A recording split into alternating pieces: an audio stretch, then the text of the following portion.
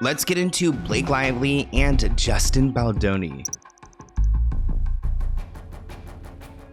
Now, I really want to go quickly and go through what has happened in this case because we have a lot to catch up on. A lot has happened within 2 weeks ago is when we really covered this last. Blake is currently crying with relief. Come on, lady, give me a break after the lawsuit dismissal. Not the cry of relief. I'd be like, is this an acting one or is this a real one? At this point, I don't trust anybody. Now, the judge seemingly sided with Justin Baldoni because he threw out part of Justin's lawsuit, the part that included defamation, where Justin accuses Blake, Ryan Reynolds, Leslie Sloan, shout out to the fellow Sloans out there, and the New York Times of defamation in a total of a $400 million lawsuit that the judge threw out. Now, again, there are multiple facets to his filing. There's not just one thing he sued for. So the judge threw out the defamation part. Essentially, the judge said that the Times and that Blake Lively, Ryan, they all reviewed the same evidence and reported what they felt was the truth. Whether they dramatized it or not, they believed in it. And I guess you can't really get for defamation unless there's ill intent behind it, that they were truly trying to ruin his career, even though it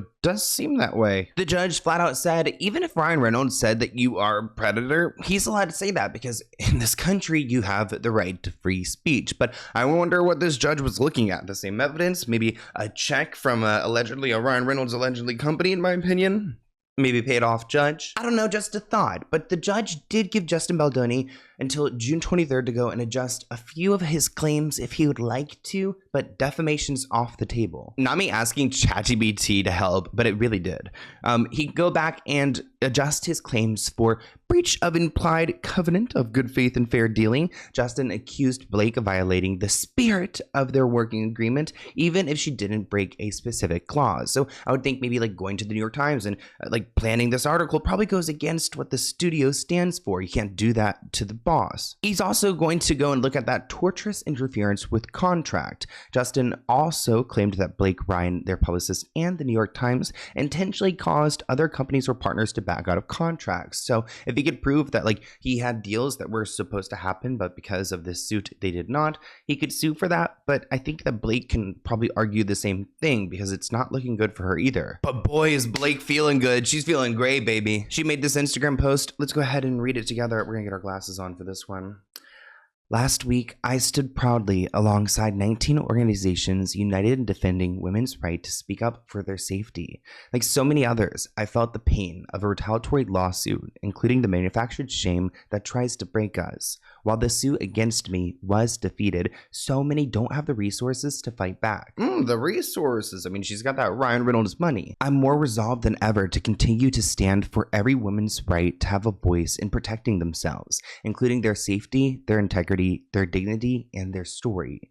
There are protections out there. Check out some of the organizations below. With love and gratitude for the many who stood by me. Many of you I know, many of you I don't, but I will never stop appreciating or advocating for you. Signed, B. And you know, this is it's partially a legal win for her. It's definitely a legal win in some fronts, and she tagged a bunch of these organizations, and I'm gonna let her have her moment. Okay, moment over. Where was this energy whenever she was promoting the movie about domestic violence? Like, where was the tagging of organizations? Because she wanted everyone to bring out their florals, but I just think that it goes to show that, like, you know, the justice system's gonna do what it does. Justin's lawyer is not having it though, saying Blake and her team's predictable declaration of victory is false. So let us be clear about the latest ruling. While the court dismissed the defamation-related claims, the court has invited us to amend 4 of the 7 claims against Blake, which will showcase additional evidence and refine allegations. This case is about false accusations of harassment and retaliation and a non-existent smear campaign. Most importantly, Blake's own claims are no truer today than they were yesterday. And with the facts on our side, we march forward with the same confidence we had when Blake and her cohorts initiated this battle and look forward to forthcoming deposition, which I will be taking. So he will be. Brian Friedman said, I will see you in person, Blake. We are grateful for the organic show of support from the public and the dedication of the internet sleuth community who continue to cover the case with discernment and integrity, saying that we're not doing a hate campaign. There's people actually picking apart what you're saying, Blake. Before we move on, I do want to say that I found a screenshot where there's a comment of one of Justin's former podcast hosts and friends commenting LMFAO to this person writing, I just saw the funniest boy problem get dismissed by a federal judge in New York. So I don't know if Justin's own team or former friends or people going to turn against him now that Blake has had this minor success, but we'll have to see. I mean, can't he always refile? And maybe not even in New York, maybe in California. Let's get into Scooter Braun.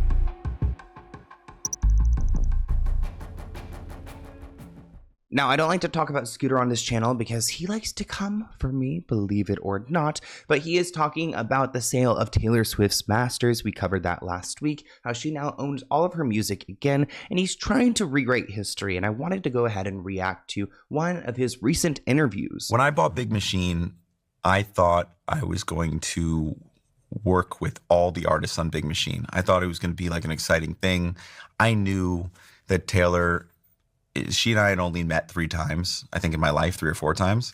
And one of the times, it was years earlier, it was really a great engagement. She invited me to her private party and we respected each other. We had a great engagement. In between that time, since I'd seen her last, I started managing Kanye West. I managed Justin Bieber. I knew she didn't get along with them. I had a feeling. Also, if he's managing them, can he like put in a good word or try to ease the situation? He's like the middleman here. Is he the middleman or is he the instigator? That's the question. This is where my arrogance came in. I had a feeling she probably didn't like me because I managed them, but I thought that once this announcement happened, she would talk to me, see who I am, and we would work together. And the announcement came out, and I'm calling Scott Borchetta and saying, hey, send me her number. I just talked to Thomas Rhett, and he's excited. And I just talked to, this person, and they're excited. And I'm calling, Florida Georgia line next. And, oh, I'm going to get you. And then this Tumblr comes out, and it says all this stuff. And I was just, like, shocked. Why is he rehashing this when he said so many times that he wants to move on and already did a documentary about it to play victim again, I guess? This also just proves that Taylor learned about the sale after the fact and not, as he previously said, that she knew about it before the deal was made, which is true. I talked about that in a video that he forced off the internet. And finally, why the F would she want to work with him after he participated in bullying her? This person wanted to add on saying, reminder, his pre-sale was sending Justin screenshots of their FaceTimes because everyone who kept antagonizing Taylor was grouped together. Scooter Braun is in this picture with Kanye West, and it looks like Justin is FaceTiming them, and Justin writes, Taylor Swift, what up? They're all just talking smack about her. Honestly, I feel like that's why she's on top, because she does not participate in this pettiness like that. And they're just being mean, this person says, and she's well within her rights to not like either of them, and look how they turned out. I mean, true. Taylor's the main writer for all of her songs, and many are just her as the writer. So it's weird how he treats Taylor in her albums as if they don't truly belong to her. That's such a good statement too. Like, he views her as a product, not a human being. That's so true, because that's how most people work out here. They just pump out this music and it's not even them writing these things, but Taylor does seem to have that true songwriter, singer characteristic. Honestly, I'm just glad that Scooter Braun is out of the picture. That's all I can say. Let's get into Kris Jenner.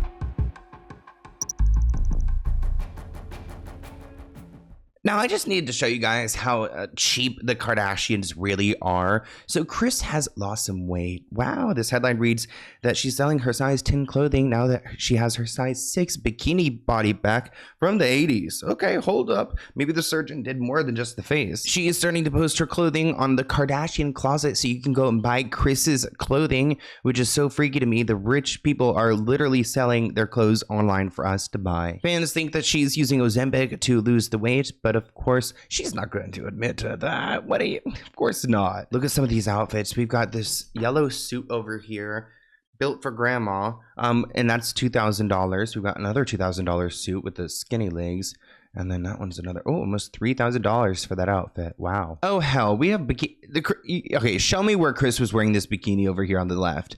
Like, tell me where we saw Kris in that bikini. Like, no hate, but let's be real now. Kris claims that she starts her day at 4 a.m. in the morning and starts working out, which honestly, I'm not surprised. Like, I get up at like 5 in the morning. Like, I'm up by like 6, so I'm an early bird too, Kris. I'll see you fluttering by in the morning. Well, whatever Kris is doing, she is truly keeping up with the Kardashians, so we wish her well. There it is. There she is. Where are we? Paris! Bitches! Thank you for watching this clip from the Let's Get Into It podcast. To view the full episode, visit the link listed below.